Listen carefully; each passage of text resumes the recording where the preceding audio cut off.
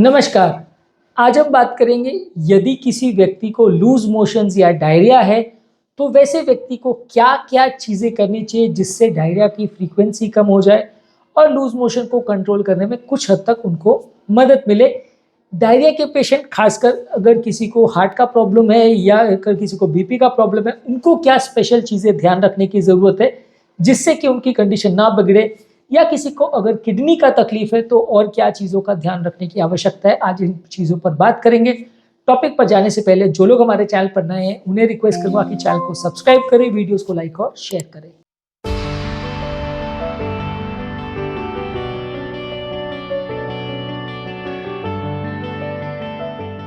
Diarrhoea में अगर एक चीज़ की अगर आप बात करें जो सबसे ज़्यादा ज़रूरी है वो है पानी को मेंटेन करना। डायरिया में सबसे ज़्यादा प्रॉब्लम जो होती है वो डिहाइड्रेशन रिलेटेड होती है।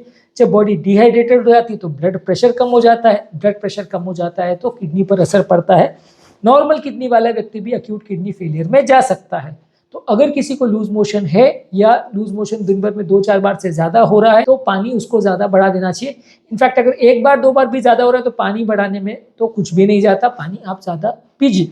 पानी के साथ थोड़ा नमक भी एक्स्ट्रा लीजिए, क्योंकि सिर्फ पानी लेने से कई बार वो बॉडी के अंदर उतना ऑस्मोटिक प्रेशर क्रिएट नहीं कर पाता।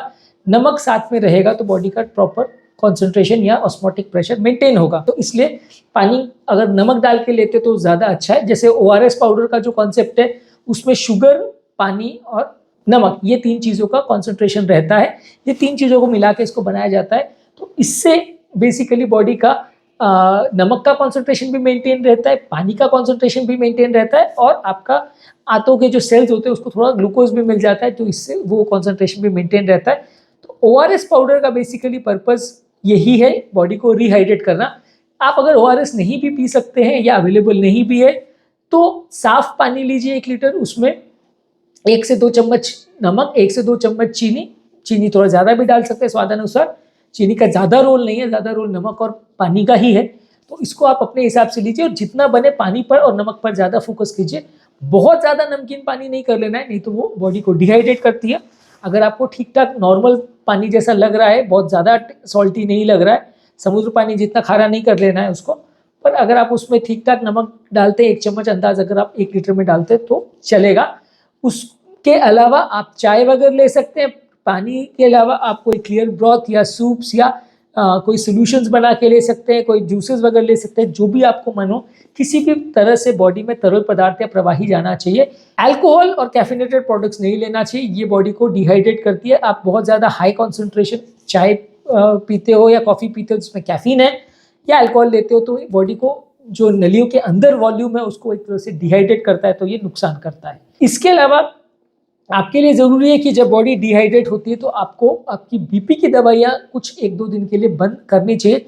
ये सबसे इंपॉर्टेंट टिप है जो किडनी के पेशेंट्स को, ब्लड प्रेशर के पेशेंट्स को और हार्ट के पेशेंट को ध्यान रखने की ज़रूरत है, क्योंकि ये सारे ही पेशेंट को ब्लड प्रेशर की दवाइयाँ चल रही होती है और जब लूज मोशन चालू होता है तो लोग अपनी दवाइयाँ लेते रहते हैं और फिर सडन किडनी फेलियर के साथ हॉस्पिटल आते हैं, जब उनकी कंडीशन इतनी बिगड़ भी जाती है कि उनको डायलिसिस पे लेना पड़ता है और जान बचाना भी कभी कभी मुश्किल हो जाता है। तो आप इसको बिल्कुल ध्यान रखिए कि जैसे ही बॉडी डिहाइड्रेट होती है, अगर बीपी लो हो रहा है तो किडनी फेलियर में जा सकता है। वैसे टाइम आपकी जो ब्लड प्रेशर की दवाइयाँ हैं उनको पहले से आप मार्क करके रखिए कि ये ब्लड प्रेशर की दवाइयाँ हैं, उसको आप उस टाइम पे बंद कर दें 1-2 दिन के लिए तो अच्छा है। उसके बाद बीपी को रीचेक करें, अगर बीपी ठीक आ गया तो वापस से रीस्टार्ट कर सकते हैं। इसके अलावा थोड़ा सादा खाना खाएं जो कि इजीली डाइजेस्टेबल हो, जैसे कि केला, चावल, एप्पल सॉस और टोस्ट। इसका कॉम्बिनेशन को ब्रैट डाइट बोलते हैं, यानी बनाना, राइस, एप्पल सॉस जूस और टोस्ट। ये कॉम्बिनेशन वेस्टर्न कंट्रीज़ में काफ़ी रिकमेंड किया जाता है। ये रेडिली अवेलेबल मार्केट में भी रहता है डायरिया के लिए। वेस्टर्न कंट्रीज़ में अपने आप पे उतना नहीं है, लेकिन ये ब्रैट डाइट बोलते हैं जो कि डायरिया के लिए रिकमेंडेड है। इसके अलावा बेक्ड पोटैटोज यानी आलू को बेक करके ले सकते हैं, स्टीम किए हुए वेजिटेबल्स ले सकते हैं और लो फैट प्रोटीन्स ले सकते हैं, यानी लीन प्रोटीन्स ले सकते हैं, जैसे कि टोफू ले सकते हैं और बॉइल्ड चिकन वगैरह ले सकते हैं। तो लो फैट प्रोटीन्स अगर आप लेते हैं तो ये भी डायरिया के पेशेंट्स के लिए अच्छा है।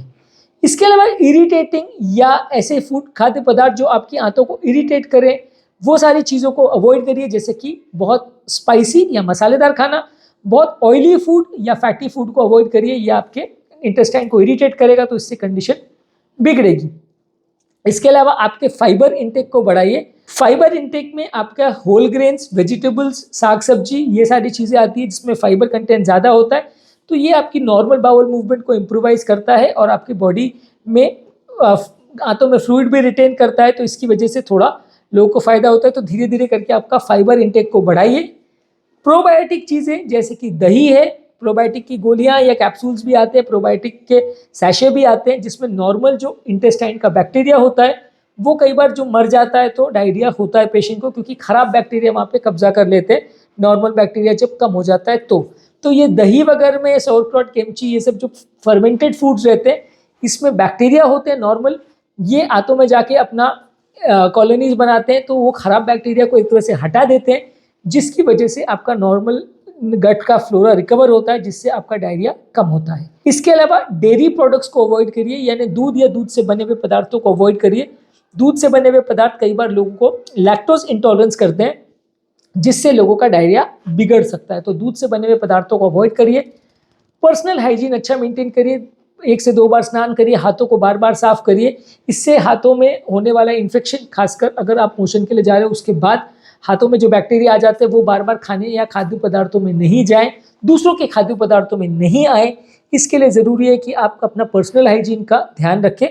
पर्सनल हाइजीन का तो वैसे भी ध्यान रखना चाहिए, लेकिन डायरिया अगर या लूज मोशन हो तो और ज़्यादा ध्यान रखना चाहिए।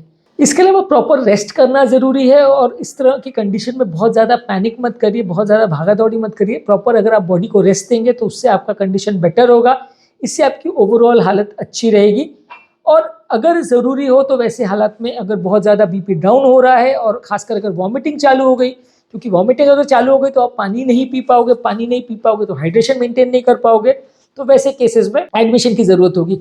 कई बार डायरिया के साथ हम तो ऐसा रिकमेंड करते हैं कि साथ में वॉमिटिंग की मेडिसिन पहले से ही ले लो, ताकि वॉमिट चालू होने से पहले आप प्रॉपर बॉडी को रिहाइड्रेट कर सके, वॉमिटिंग चालू ही ना हो। वॉमिटिंग अगर चालू हो जाती है तो कई बार वैसे पेशेंट को आपको एडमिट करना पड़ता है, क्योंकि वैसे पेशेंट्स का डायरिया तो भले कंट्रोल हो जाए, लेकिन वॉमिट और डायरिया दोनों साथ में जब रहते हैं तो रिहाइड्रेशन नहीं हो पाता है, बीपी बहुत ज़्यादा कम हो जाता है, किडनी का फेलियर हो सकता है, जान का खतरा हो सकता है। तो इस तरह की चीज़ों को आप प्रॉपर्ली ध्यान रखिए, और वॉमिट अगर आपको हो रही है तो आपको एडमिशन करने की ज़रूरत पड़ेगी। अदरवाइज अगर बीपी ड्रॉप हो रहा है तो एडमिशन करने की ज़रूरत पड़ेगी। पेट के बैक्टीरिया को मारने के लिए स्पेसिफिक एंटीबायोटिक्स जैसे कि फ्लोरोक्विनोलोन, जैसे सिप्लॉक्स, लिवोफ्लॉक्स, ये सब आती है, और मेट्रोनिजोल, ऑर्निडाजोल, ये सारे मेडिसिन जो आती है ये ज़्यादातर पेट के खराब बैक्टीरिया को मारने में यूज़ होती है। ट्रॉपिकल कंट्रीज़ में ये एंटीबायोटिक्स काफ़ी कॉमनली यूज़ होती है। इसके अलावा डॉक्सीसाइक्लिन वगैरह है, या कुछ इस तरह की जो और एंटीबायोटिक्स है जो आपके आंतों के बैक्टीरिया को मारने में यूज होती है, वो आप ट्राई कर सकते हो। इंजेक्टेबल सिफेलोस्पोरिन्स या एम्पिसिलिन जैसी दवाइयों को ज़्यादातर अवॉइड करिए। ऑगमेंटिन, एम्पिसिलिन, ये सारी दवाइयाँ उल्टा नॉर्मल बैक्टीरिया को ज़्यादा मारती है, तो वो सारी दवाइयाँ आपको उल्टा डायरिया को बढ़ाएंगी और नुकसान करेंगी। इसके अलावा जो भी चीज़ों से आपको डायरिया हुआ है, जिस पर्टिकुलर खाद्य पदार्थ को खाने के बाद आपको लूज मोशन हुआ है, अगर वो फूड पॉइजनिंग का केस है तो आपको उससे का ट्रैक रखने की ज़रूरत है, और वो चीज़ को दोबारा आप भी ना खाएं और किसी और को भी खाने ना दें, क्योंकि वो चीज़ कंटैमिनेटेड हो सकती है और उसको खाने से सबका कंडीशन बिगड़ सकती है। तो उस चीज़ को अलग कर दें, उस चीज़ को फेंक दें, ताकि दूसरे लोगों को उसके कॉन्टैक्ट में ना आए और आप खुद भी उस चीज़ को दोबारा ना खाएं। इसके अलावा आपके पेट को भी आराम दें। बहुत ज़्यादा हेवी खाना उस समय मत खाइए। बहुत ज़्यादा हेवी खाना अगर आप खाते हैं तो उसकी वजह से भी लूज मोशन बढ़ सकते हैं।